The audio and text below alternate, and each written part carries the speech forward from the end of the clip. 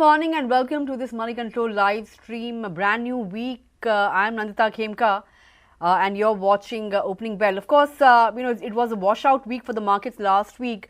We saw the worst, weekly drop in over 6 months when it comes to the market. Nifty, mid-cap index, Nifty Bank index, Sensex, all of these indices saw deep cuts. Benchmark indices were down almost 3%. The Nifty Bank index was down 2%. Broader end of the market saw sharper cuts. We saw the Nifty mid-cap index slipping almost 5% or thereabouts, and big cuts across IT and pharma universe. The IT pack in particular deserves mention. That was down almost 8% for the week. Of course, we have the US visa curbs to blame for that, but stocks like TCS were hammered out of shape. I think TCS clocked in its worst week in over 5 years. That was the kind of weakness we saw on shares of TCS. In fact, even Tech Mahindra for that matter saw steep cuts of somewhere around 8% or thereabouts. So TCS, Tech Mahindra, some of these frontline IT stocks got hammered last week and shed somewhere around 9% a piece. So that's the setup, looking very bleak. But given the fact that we have broken below key technical levels, are we set for a bounce this week? It's a truncated week. We have a holiday on the 2nd of October on account of the Sera, and tomorrow, mind you, is the first monthly Tuesday expiry for the Nifty. So yes, that will also be in focus. We have the RBI policy this week. The outcome will be coming out on Wednesday. Lots to watch out for by way of cues, and this RBI policy will be an interesting one against the economic backdrop, because rupee, mind you, is at record lows, and we have the 50% Trump tariffs as well to contend with. So yes, a Q heavy week, although it's a truncated one, but let's see whether we bounce back or we test those 24,500 levels on the downside. That's the big question, and that's something that we'll be tracking for you guys as well. But of course, lots to watch out for, lots of stocks in focus, the likes of HUL, Tata Motors, Oil India. These are some of the stocks we'll be focusing in on. We'll also be taking up all your stock related queries, so keep them coming in on a live feed. We'll try and get them addressed by our experts on the show. But very quickly, let's take a look at the top stories at this hour.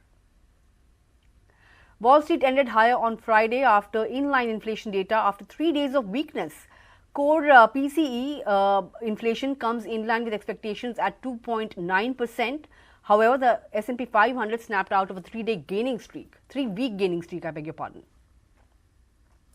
Asian markets start the trading week on a mixed note. The GIFT Nifty, however, is indicating a higher start for our markets. So let's see, after a washout week, whether we do manage to stage some kind of a comeback. Oil prices fall nearly 1% as Iraq resumes crude exports via Turkey over the weekend, and as OPEC Plus plans another oil output hike in November. Gold prices meanwhile trade firm as fresh US inflation data reinforces bets of a Fed rate cut. And the RBI monetary policy meeting begins today. The Reserve Bank's interest rate decision will be announced on Wednesday. Analysts remain divided on the central bank's next move. Commerce Minister Piyush Goyal returned on Friday after a 3-day visit to the US, his first since 50% tariffs were imposed. The ministry says the delegation held constructive meetings and both sides agreed to continue the engagements to achieve early conclusion of a trade deal.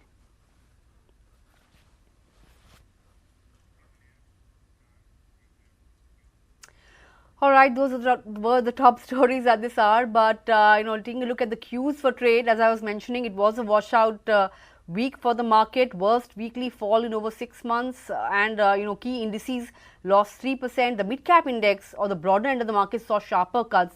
We saw both the mid and small cap indices shedding somewhere around 5% for the week. In fact, if you look at the market cap erosion for the week, 16 lakh crore worth of market cap was eroded in the sell-off over the last week, over the last 6 sessions to be precise.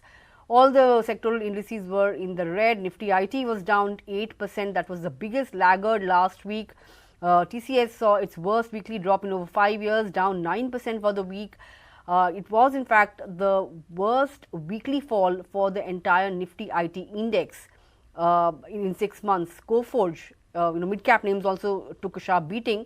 Coforge was down somewhere around 15% for the week. In terms of Friday's action, of course, it was the sixth straight day of losses. We ended at the day's low. We broke below the crucial 24,700 support level. Pharma IT were the big drags on Friday. Of course, the 100% Trump tariff on branded drugs, that dampened sentiment for the pharma pack. Although Sun Pharma is the one that has the most exposure in terms of branded drugs in the US, but the entire pharma pack was down and out on kind of a sentimental hit for the pharma pack. Broader end of the markets continued to underperform on Friday. In fact, it shaved off 1200 points. Pharma, as I was mentioning, saw sharp cuts. The entire index is at a month low. And talking about the advanced decline ratio, very poor, 1:4. That was the NSE advanced decline ratio. The put call ratio declined to 0.63 vis-a-vis 0.68 in the previous session. So, does this set us up for a rebound? And that's something that we'll be asking our technical experts. In terms of the stocks that are in the F&O ban for today, no new additions, but RBL Bank remains in the F&O ban and Sammaan Capital exits from the F&O ban. In terms of fund flows, I think last week we saw sharp selling by FIIs. 5,600 crore rupee worth of cash was kind of pulled out from the equities on Friday itself. DI Bank support, however, continues. 5,800 crore worth of equities were bought in the cash market. So, all in all, looks like we are set for a rebound after the kind of weakness we saw last week, the entire last week. But let's bring on board our guests for today. Joining me is Rajesh Palviya, Senior Vice President Research, Head Technical and Derivatives at Axis Securities. Rajesh, lovely chatting with you. Need to mention it was a washout week. We did see the Nifty losing 3% for the week and breaking below key support level of 24,700. But given the fact that the put call ratio has slipped to 0.63 and we are below key technical levels, does this set us up for some kind of a rebound? Are we in the oversold zone? Good morning, Nandita. So, looking at the setup, yes, we are in oversold trajectory, 0.63 PCR ratio ahead of this monthly expiry tomorrow. So, I think it's oversold trajectory. Maybe we could see some, pressure to remain continued till expiry point of view. I think on the higher side, until the Nifty not crosses above 25,750, 850 zone on a closing basis, I think trend is likely to exhibit on the bearish side as Nifty has broken all its near-term, short-term moving averages in the previous week itself. And the kind of supply pressure and short built up has been there in system. I think that needs to cover. Otherwise, the Nifty is likely to face the supply pressure for any minor pullback action. So 24,800, 850 zone is the key supply area towards this expiry. If at all Nifty crosses these level, then some short covering action we may see. Though we are in oversold trajectory, most of the sector have attracted supply pressure. The sector where we were, witnessing strength are also, came under the, profit booking mode. So I think the sentiment is slightly, on the weaker side, and investor and traders are on the back foot as uncertainty is there. A lot of news flow is going to unfold in this week itself. So I think the traders are still, waiting for these outcomes of these events which is lined up. So I think trend is likely to exhibit on the slightly on the weaker side. On the downside, 24,500 is the key level to watch for. If it's break, then we may see more, selling pressure in the market and unwinding trade will take place. On the bank Nifty, again, we have broken the important support area of 54,500 also. So if it continues to trade below 54,500, maybe here also we could see some more pressure and possible down move towards 54,200, 54,100 we may see ahead of this expiry. On the higher side, 54,750, 54,800 is the key hurdle. So if at all Bank Nifty needs to cross these if at all Bank Nifty crosses these level, then only we may see some short covering action. So very selective pockets are still holding the ground. So I think a very few opportunity on the long side of trade for next couple of days until the Nifty not crosses above the major threshold level of 24,850 zone. All right, that's the view on the Nifty Bank Index. But let's talk about HDFC Bank. That stock will be in focus. Of course, banks did see some kind of recovery, but last week even the Nifty Bank Index ended up moving below key daily averages. HDFC Bank in particular, it has been barred by Dubai Financial Services Authority from onboarding new clients or undertaking fresh business. The ban covers advising on financial products, arranging deals in investments, arranging credit, and advising on credit, along with arranging custody. Now, DFSA has also prohibited Dubai International Financial Center branch from soliciting, onboarding, or engaging in financial promotions with new clients. This has come as a setback, but in terms of some of these private sector names like ICICI, HDFC Bank, IndusInd Bank, how would you be positioned, especially ahead of the RBI policy? And would you be looking at buying on dips? IndusInd Bank, I think it's the last day for IndusInd Bank on the Nifty as well. Max Financial and Indigo will be replacing IndusInd Bank and Hero MotoCorp on the index from starting tomorrow. So, given all these, how are you looking at some of these banking names, especially HDFC Bank and IndusInd Bank? So I think HDFC Bank is in corrective moves. This is, a third consecutive week where we are seeing that, supply pressure is there in the counter. Now, looking at this overall setup for near-term to short-term perspective, stock is now trading near to its critical and important support area for near-term structure. 940 is the key level to watch for. If it's break below 940, maybe we may see further more, supply pressure to continue. And on the downside, then 920, even 905 would be the next level for HDFC Bank in the continuation of this down move. So 940 needs to watch closely in today's session. However, on the higher side, the key supply zone or key resistance area is placed at around 960, 965 zone. If at all stock crosses this level, some recovery we may see in this HDFC Bank above 965 zone. If we analyze the IndusInd Bank structure, stock is in downtrend. We are seeing that continuously stock is making low top, lower bottom formation. Stock is now trading below to 20-day moving average also. Looking at the near-term structure, 685 is the next support area for the counter. If it's able to hold those level, then some recovery we may see from those level. But as of now, trend is weaker on the weaker side. 740 is the key hurdle. Until the stock not crosses this level, sell on rise would be the strategy. But again, if we analyze on the banking pack, I think PSU banks are looking more attractive compared to the private banks. So SBI again managed to give breakout on the weekly chart, though there was some profit taking at higher level. But still, if we analyze on the near term to short term structure, this stock has potential to show some uptick if anything comes positive on the RBI policy. So 865 to 870 is the hurdle. If it crosses, then I think we may see good uptick in SBI, as well as Canara Bank is also looking promising. So I think PSU banking basket is still holding the ground. So we may see some traction in PSU banking basket at this juncture.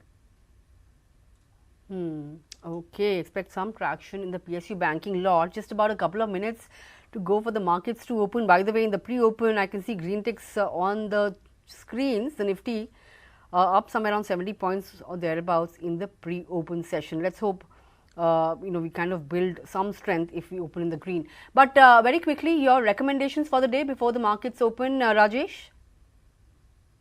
I think, as I mentioned, that Canara Bank is looking promising. So here one can focus with stop loss of 115. Ashok Leland is also looking attractive from automobile space. Stock is holding the ground.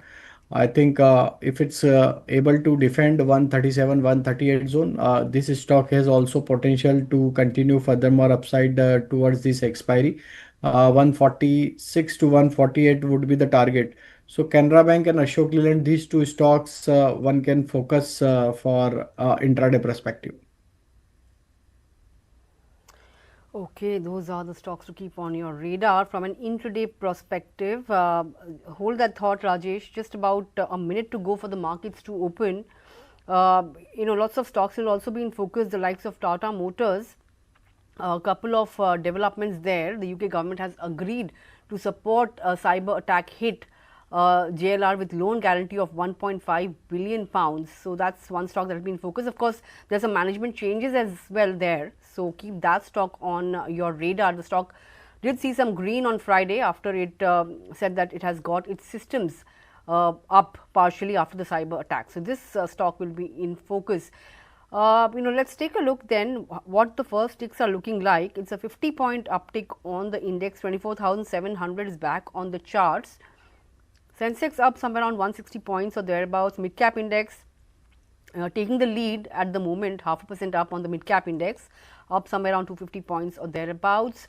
Advanced decline ratios reached to 1 early days, wait for it to settle down really before calling it a trend. Advances 1288 to 446 declines on the NSE.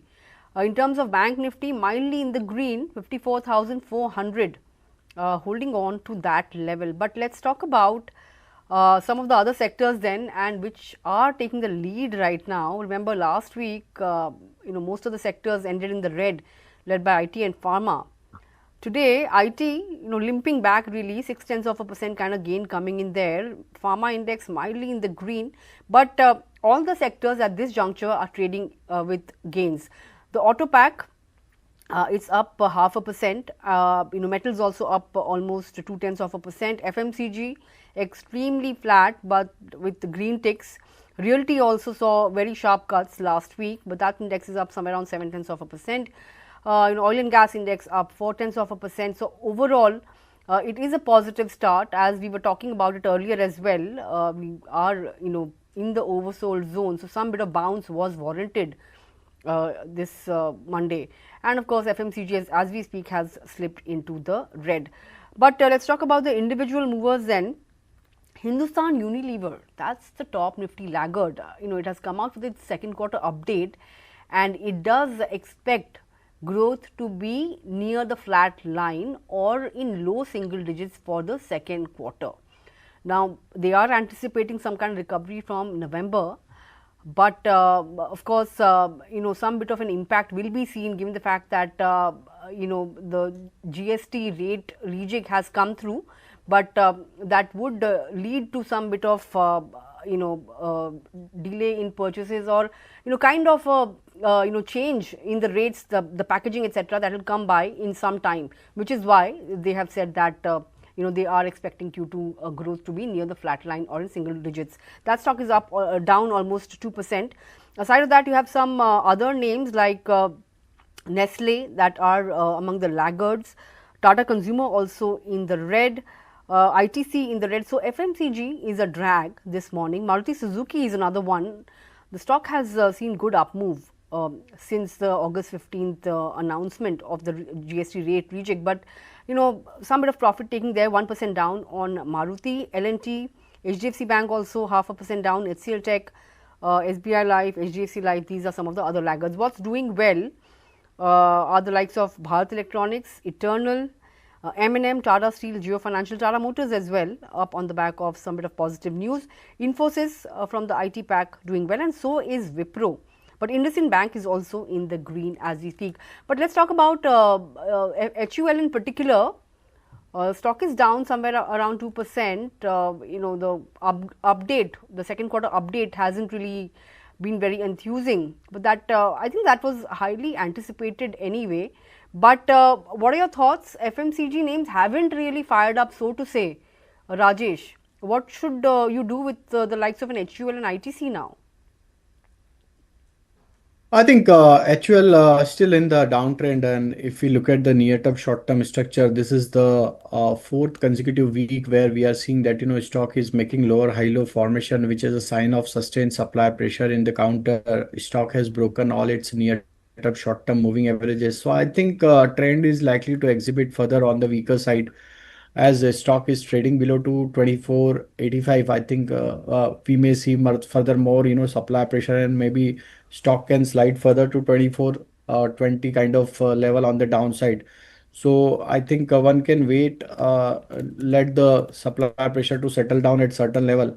24.20 would be the next level on the downside. Again, in the ITC, Stock has attempted to move in the previous day, but again, after today's opening, I think some supply pressure is there in the counter. Though stock is having major support, major supply zone at 410 level, until the stock not crosses this level. Here also, I think on the higher side, there could be some supply pressure. So 410 needs to watch closely. If it crosses, then some recovery trade can be played out in this counter, and maybe short covering action can support further more up move. So 410 is the key level to watch for in today's session. Okay, 2410 crucial level to watch out for on HUL in this session. But what about Tata Motors? Good news in terms of the cyber attack that the company really saw, and then systems were shut. But then Friday again it came out and said that it has got its system up partially at least, and now it has got a confirmation from UK government with a loan guarantee of £1.5 billion. Although there's some management changes as well. PB Balaji has stepped down as the CFO of the company with effect from 17th of November, and he'll be joining as CEO of JLR Automotive UK from the 17th of November. Dhiman Gupta will take charge as Tata Motors CFO from the same date, 17th of November. The stock has underperformed, the likes of Maruti. There has hardly been any up move since the 15th of August. But given the fact that it has seen some bounce over the last two sessions, do you see more room to rally? Because 677, that's where it's at. Has it already made its floor, and what kind of an upside should one really anticipate in this counter? So if we look at the price correction that has already played out in this counter, as well as time correction is also happened in this counter, though negative news flow has created more pressure on the counter, stock has attempted to recover from its lower trajectory. But still, if we analyze with the other auto companies, this stock remained underperforming stock overall in automobile space. If we look at the broader, scenario for the counter, 720, 740 is the major hurdle for the stock. So until these levels are not taken out by the counter, I think we may see, range bound activity on the downside. 640, 645 would be the support area. On the higher side, 700 to 710 is the supply zone. So this could be a broader trading range we may see for Tata Motor. Any breakout above 710, 715 can attract more buying action, and then we may see, gradually stock can show some strength, and then upward trajectory towards 745, even 760 we may see. But I think it may take time to recover from this broader range of consolidation. So those who have patience, those who can wait for another couple of months, then one can deploy some buying trade in this counter in the decline. But one needs to keep stop loss towards 735, 635. If it's break, one needs to exit. Okay, those are the levels to watch out for on Tata Motors. Just watch out for that. And aside of that, let's move on to Oil India. That stock is up somewhere around 2% or thereabouts. It has confirmed presence of natural gas in Andaman shallow offshore block. Plus, crude prices are back near that $69, $70 per barrel handle. That bodes well for upstream oil companies, right? And ONGC, I beg your pardon, Oil India, all in all, has seen a good 2% uptick at a time when the markets were struggling. How should one trade into this counter? Do you see the stock hitting 450 kind of levels, because it's perched at somewhere around 417 or thereabouts right now? Do you see the levels of 450 coming back anytime soon on the charts? So we have seen some recovery in most of the oil and gas stock from the lower level. Again, in Oil India, stock has managed to cross 20-day as well as 50-day moving average in this recovery process. Stock is moving in upsloping channel on the daily chart. Looking at the near-term, short-term structure, I think if it continues to trade above 405, we may see some buying interest to remain in this counter. Though on the higher side, the major supply zone is placed at around 428 level. if it's managed to give breakout above 428, yes, possible target towards 445, 450 we may see going forward for this counter. So at this juncture, those who are already long in trade can hold the position with stop loss of 405. Okay, hold on with the stop loss of 405 on an Oil India. But let's shift focus then to some of the queries. Let's take up some queries from the pharma pack first of all, because pharma was among the big laggards last week. On Friday itself, we saw pharma stocks taking a sharp knock, with the likes of Wockhardt tumbling somewhere around 10% or thereabouts. But I have a query on a Biocon. This one's coming in from Debu K. He wants to know whether he should exit or remain invested. He has somewhere around 1,000 shares at the rate of 360 or thereabouts. Biocon, of course, is one of those stocks that would be impacted because of the 100% tariff on branded drugs. Although it has commissioned a facility in the US recently, experts are still figuring out what kind of impact would it be, and they are waiting for more clarity from the US on these tariffs. But the stock has seen some bit of a hammering last 5 days. It is down somewhere around 6% or thereabouts. The stock is around that 340 level. Would you advise traders and investors to be in this stock right now, or is it a time to exit this stock?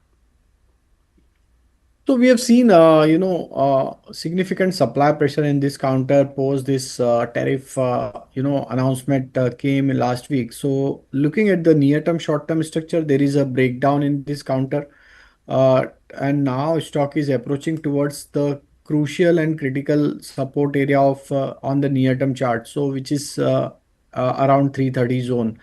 So any breakdown below 330 may attract more supply pressure, and I think unwinding pressure can take this stock further lower to 315, 310 level also. On the higher side, 360 is major supply zone. Until the stock not crosses and close above 360 zone, trend is likely to exhibit on the bearish side. So sell on rise is the strategy at this juncture till stock not crosses back above 360 zone.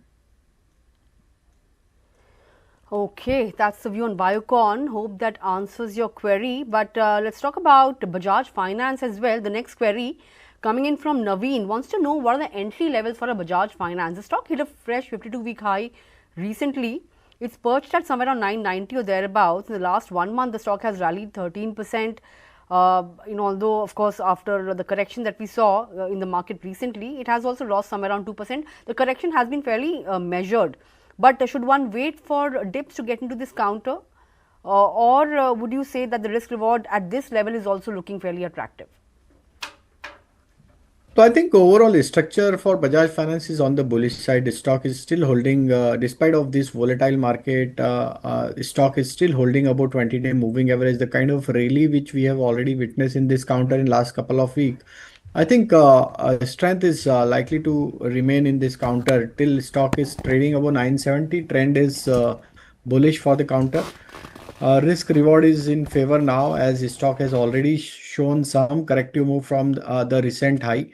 So 970 needs to keep as a stop loss if you want to buy at current level. On the higher side, once stock again crosses about 1015 level, here we may see good rally towards 1045, 1065 also for trading point of view. So at this juncture, yes, one can buy with stop loss of 970. All right, with stop loss of 970, you can go ahead and buy shares of a Bajaj Finance because the risk reward is looking fairly attractive even after the rally that the stock has really seen in recent times. But next query then, don't know whether you really track this counter called Madhav Copper. This one's coming in from Mukul Vaidya. I'll have to really pull up the charts for this one. Rajesh, do you track this stock? No, I am now first time I am hearing the name of this company. Sure, so sure. I don't take it actively. Sure, no worries. Sure. Let's take up the next query then. Gitu Sandesh has written about HUL. We've already discussed this counter. Maybe you could go back in the feed and listen into Rajesh's answer on that particular stock. But PNB Housing Alex wants to know your thoughts on this particular counter, a technical view. But housing names, I think a lot of experts have been bullish, especially after the GST rate rejig, and also the fact that RBI has already cut rates by 100 basis points since February. So, how are you positioned in some of these names like PNB Housing? Would you look at this particular stock or any other stock from the housing space to play this rate cut cycle? So I think PNB Housing Finance is also holding the strength, though there was some corrective move from the higher level, but still, if we analyze on the short-term perspective, stock is holding the support area of 845, 850 zone. So till these levels are intact, I think we may see some, buying interest to remain in this counter.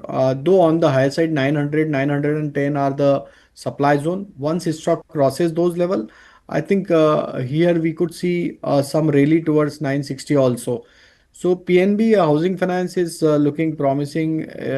LIC Housing Finance is also, consolidating in a narrow band. 600 is the key hurdle for LIC Housing Finance. If any breakout comes above 600, I think here also we may see some rally to unfold, and then possible target towards 640 we could see on the short term perspective. So on the LIC Housing Finance also one can buy and accumulate with stop loss of 555. Okay, that's the view. PNB Housing looking good, and so is LIC Housing. Just a couple of more queries to go. For the query segment to end, want to take up a query on TVS Motors for the medium term. Nitin Shaji has written in, wants to know whether he should book profits. The stock has seen a stellar run in the last 6 months. We've seen a 40% uptick, although it has seen some bit of profit taking off late. But booking profits, is that an advice you would give your clients and traders, or would you say that for the medium term, stay invested, there is room to rally further?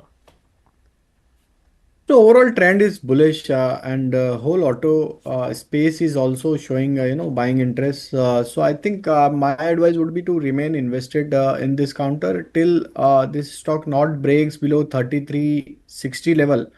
I think hold the position. If it's break below 3360, then exit from your position. Maybe you can book some partial profit if it's break below 3360.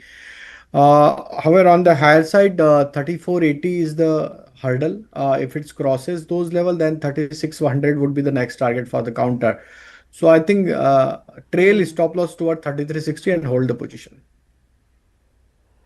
Okay, 3360 stop loss, 3600 not ruled out on the counter of TVS Motors. Hope that answers your query. Very quickly then, last two queries, and Rajesh, very quickly. Satya CK wants to know whether he should shift from IDFC First Bank to City Union Bank, and his time horizon is 9 to 12 months. Your advice?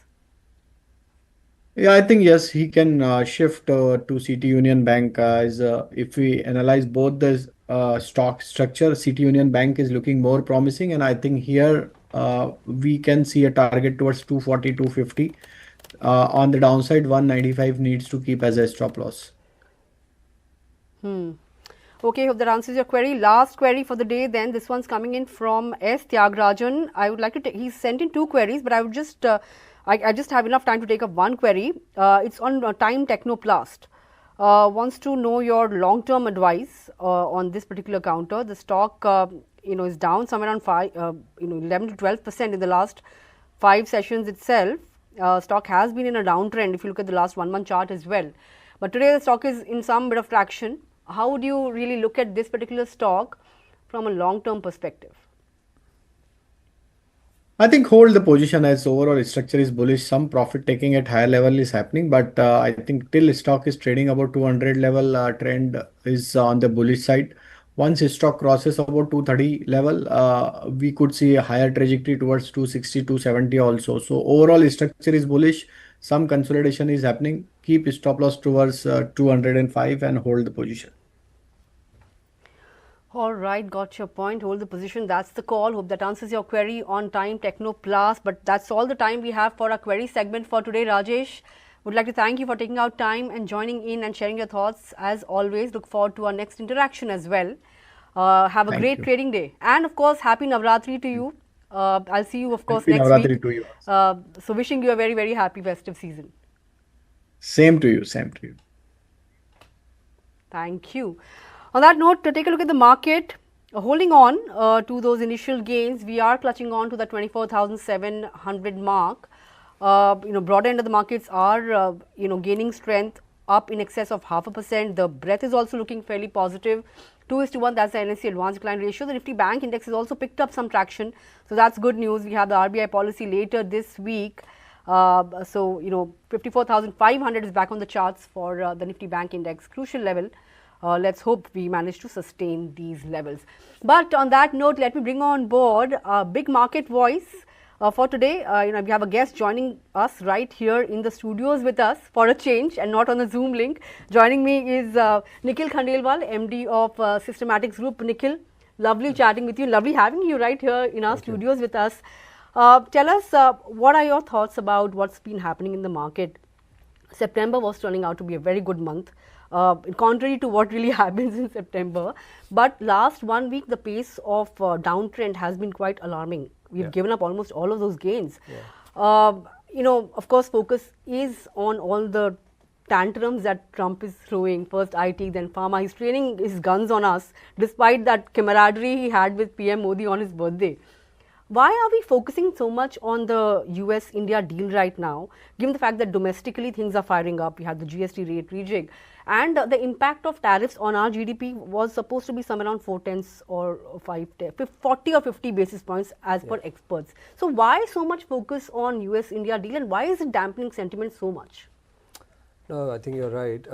We are coming to the GST Bachat Utsav as Prime Minister Modi announced, and things were looking.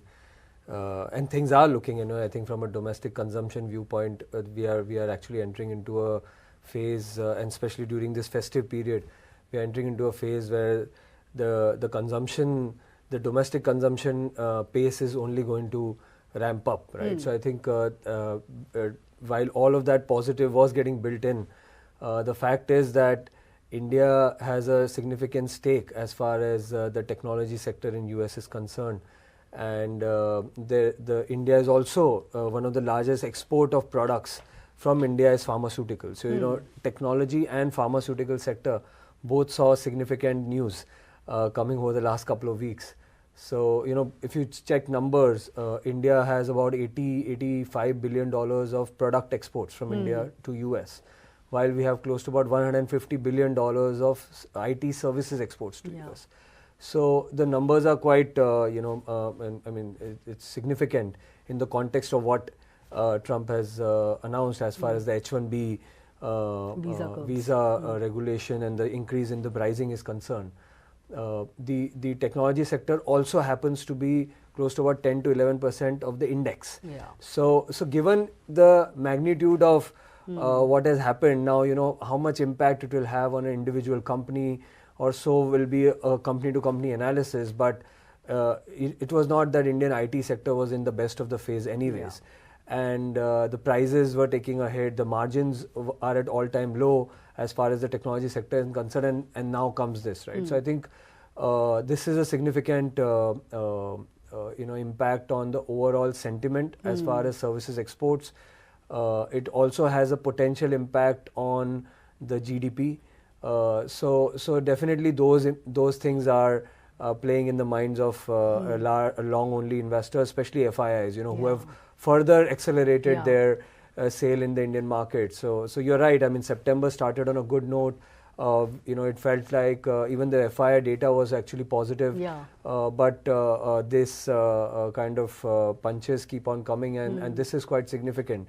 Whatever that impact may be in terms of the revenue guidance from the IT sector and all, but I think the sentiment-wise, this is a significant thing to for any investor to look out for. Hence, the market will be in a little bit of a corrective mode as far as this sector is concerned. Got your point. So let's talk about this sector in details. Technology, FIs had already sold a sizable amount of technology shares, right?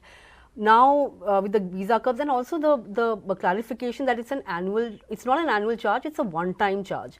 With all these developments, do you think the worst is already priced in? Because IT index has underperformed Nifty significantly, 22%, if you look at the year-to-date numbers. So do you think, investors should focus on valuations more, or do you think these kind of news flow will keep coming and margins will keep going lower, and the recovery that everybody was baking in the second half of FY26, do you think that gets further delayed because of all this? Yeah, I think the IT sector per se for us will be a long path to recovery, to stability in margins, to stability in even revenue guidance. We have to see that while the mid IT companies are able to adapt to these H1B kind of changes quite well. In fact, they don't have such significant stake as far as H1B visas are concerned. And on shore and offshore mix is concerned, the large companies, the Tech Mahindras, the Infosys, the TCS, actually they have the most significant stake in what's happening on the space. So if the big boys are in a kind of a phase where they are still figuring out their their pricing, their go-to-market, their margin profile, I think the sector will be under. I'll not say it will have deep correction now, but creating wealth in the larger companies in this space might be a little bit of a challenge. We believe that smaller companies in this environment, small to mid-sized companies, might give fantastic opportunities, because it's not like there is a blanket levy on all the services which are getting exported from India. But definitely the H1B impact will be more on the larger guys. The smaller guys might actually tend to benefit from the overall trend. So mid-sized IT, would that be a contra call from you? It will be. It will be. I great. think mid-sized IT will throw a lot of positive surprises in our view, and we have been interacting with quite a few of them, and we are clearly seeing that they are actually much more nimble. They are much more clear on how they're going to pass through this phase. Yeah. Sure. Let's also talk about pharma, because a lot of exports happen from the pharma sector in India, right? But branded drugs have been brought under the tariff net, not generics, but that will of course hurt US more if they do that. But do you see the possibility of that happening, given the rhetoric Trump has been adopting? And if that happens, really, would that be very nominal? How should you look at the pharma space? Because branded is very small, generics, that's huge. Yeah. So how would you look at pharma? As I said, branded, the pharma is actually the second or third largest exported product from India, about $10-11 billion on an annual basis. So definitely anything which happens in the pharma sector is something of a massive hit on the economy and India-US trade relationships. The branded part, of course, as you rightly said, is not a very significant part of what India does export. And even if India does export, like Sun Pharma is probably the largest player, who has close to 15% of its revenue coming from branded pharma. And even Sun Pharma is not talking vocally about it. It looks like, the point of origin from where those pharmaceutical products come, all that will matter, and companies will still be able to tide over this part of the phase. Now, I mean, whether this will spill over to the generic part of the pharmaceutical sector, I think what I understand from our analysts is that is an area under inspection by the US authorities. They have been talking about it, but whether it will actually play out, it's only time and Mr. Trump will have to say, because nobody can really second guess. In fact, the highest hit because of this branded pharma is actually the US companies, so US innovators. They are the ones who are getting those products manufactured in Europe or wherever else, Mexico, Canada, etc., and bringing into US. So they are the ones who are the most hit by what this move is. It's actually not a very big hit on Indian markets. I think again, these are in a market which is so full of this Trump-related news. This kind of news flow probably gives you an opportunity to build a portfolio. And from our perspective also in this sector, we believe that a lot of negative flow started coming on Sun Pharma, Cipla, etc., who have close to about 30% of their sales in US, and in fact they are our best calls at this point of time. We believe that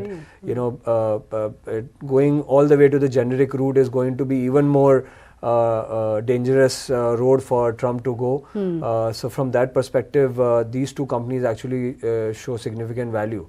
So a lot of contra calls coming in because of these developments as well. Sure. Any other contra calls aside of these mid-sized IT names and pharma names? Because one would want to spot value in this market, right? We've seriously come down quite a bit in the month of September. So where should one look for value in this market aside of the ones that you already mentioned?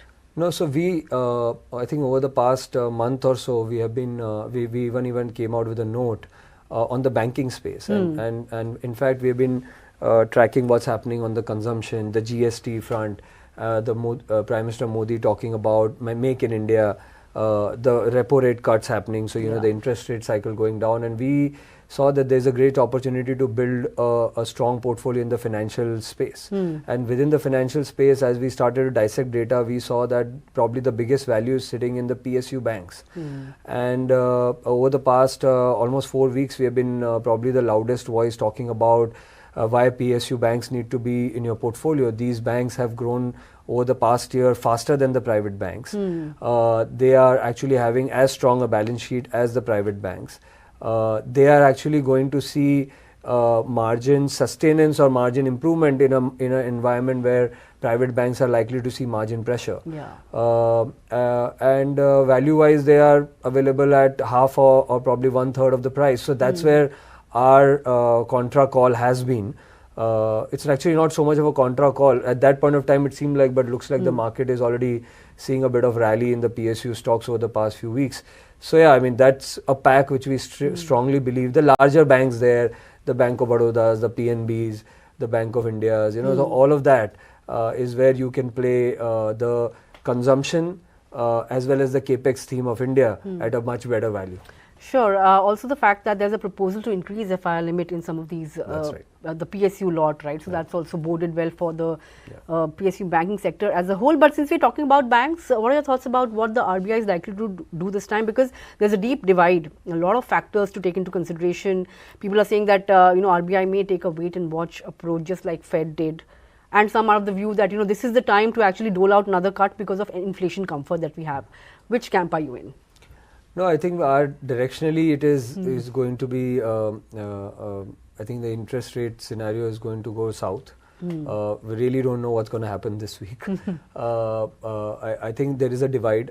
We are of the view that RBI may hold on to any cuts this week since they have recently done a few cuts. So they are going to wait and watch, considering what is happening in the overall market environment. There are so many things at play. The USD INR is another thing which they have their eyes on.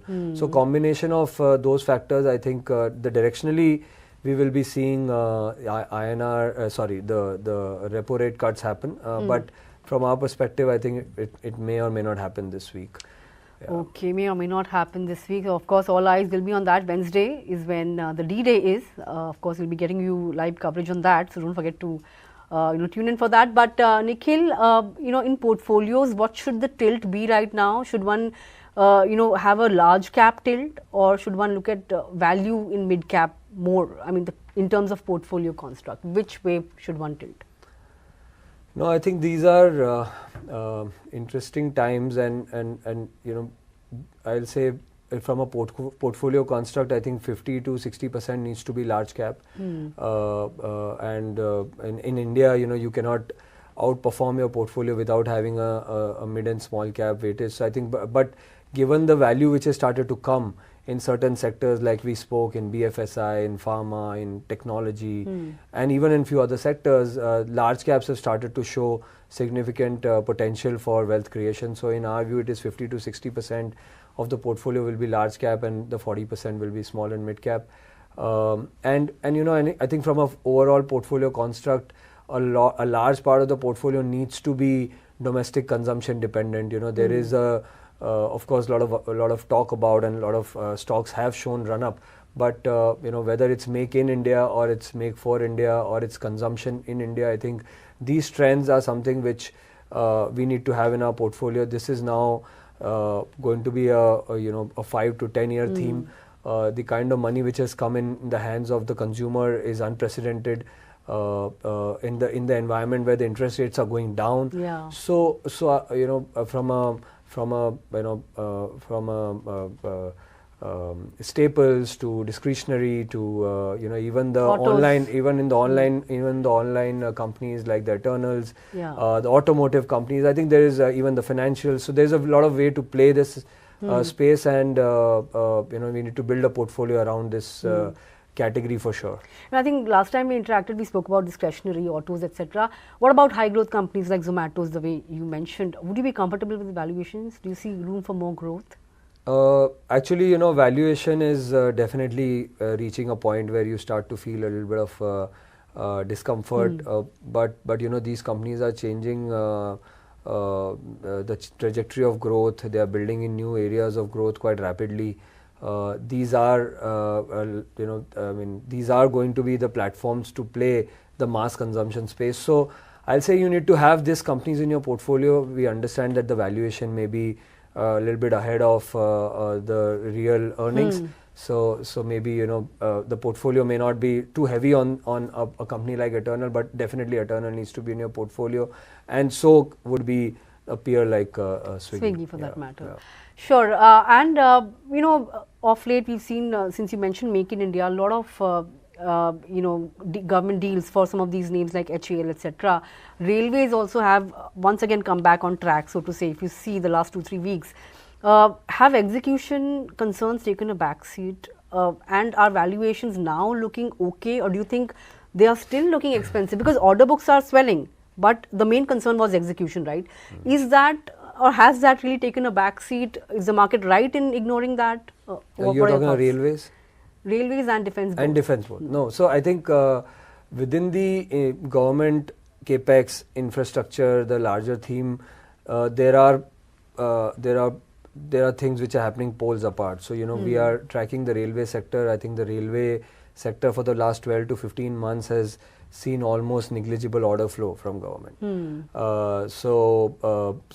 That's a sector which is actually at the worst of its cycle at this point of time. So the government, fortunately, for the year 21 to 24, gave a ton of orders. So companies are sitting with a reasonable set of orders, and hence that execution is at play. But for the last 12 to 15 months, no big orders have come. So I think railway as a sector, I'll say, still not a very hot and a positive sector for us at this point of time. You can play value there, because sooner or later orders will come.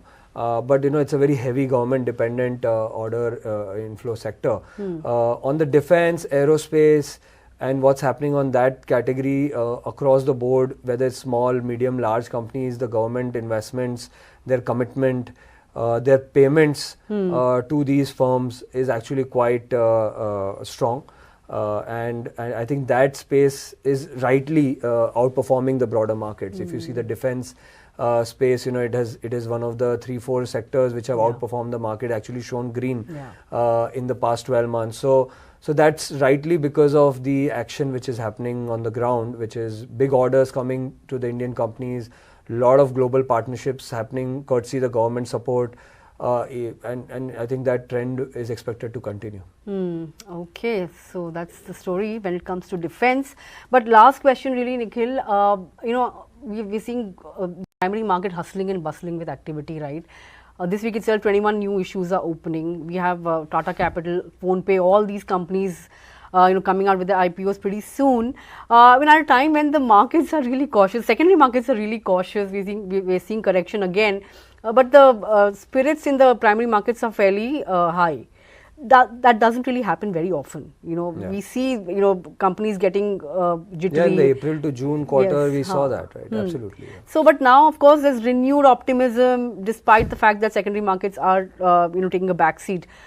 Why this dichotomy? And secondly, of course, you guys are also listing, I think on the 5th or 6th of October, if I'm not mistaken.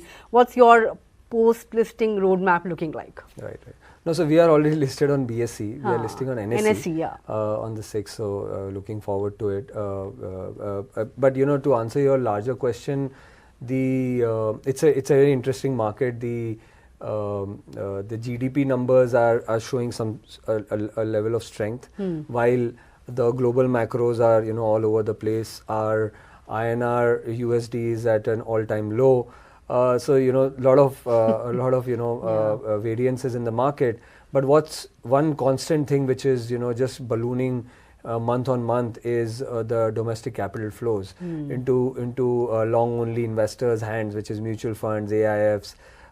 So that flow of capital is unprecedented, right? And what's happening in parallel is that the larger, broader market where the listed stocks are there, if you want to play any of the sectors which we spoke about, the earnings and the valuation catch up. Actually, the valuation catches up much faster than the earnings. So so a possibility to build a quality portfolio with quality names happens at a price, and the primary markets, I believe, are giving a very interesting opportunity for investors to build into a diverse set of sectors, from technology, IPO to of manufacturing to pharmaceutical. I think we are getting probably the best breadth of or menu of offerings which are available. With Tata Capital now coming to the markets next week, or WeWork coming also next week. So there is a slew of even more interesting sectors which are coming up in the market. So I think, and they are coming at a value which is probably 5 to 20% cheaper than their closest peers, which is available in the market. And if investors are getting a slice of it, they are more than happy. So yeah, I mean, our belief is that as long as the companies are large, are differentiated, and come at a reasonable price, the primary market activity will continue to kind of roll on, and we will continue to see much more action in this year compared to last year. Sure. Okay, that's the word then from Nikhil. But with that, Nikhil, I think we're running out of time. I would like to thank you for taking out time and coming to our studios. Look forward to our next conversation as well. And I hope it's before Diwali, because I'm going to ask you your Diwali bets as well next time we interact. Thank you. Well, with that, of course, we've almost come to the end of this edition of Opening Bell. Markets, I think, are in fine fettle. But before that, let's talk about all the action that happened on the battlefield last evening. We'll come to that, but let's talk about a message that we have for our viewers. Introducing Money Control Super Pro, your ultimate investment superpower. Get live calls, trading and investment ideas from SEBI registered experts, pre-identified chart patterns and AI-powered stock alerts on WhatsApp to help you trade and invest with confidence. Super Pro, where serious investors stay ahead. Download the Money Control app and subscribe to Super Pro today itself. All right, then, before we leave, we had a super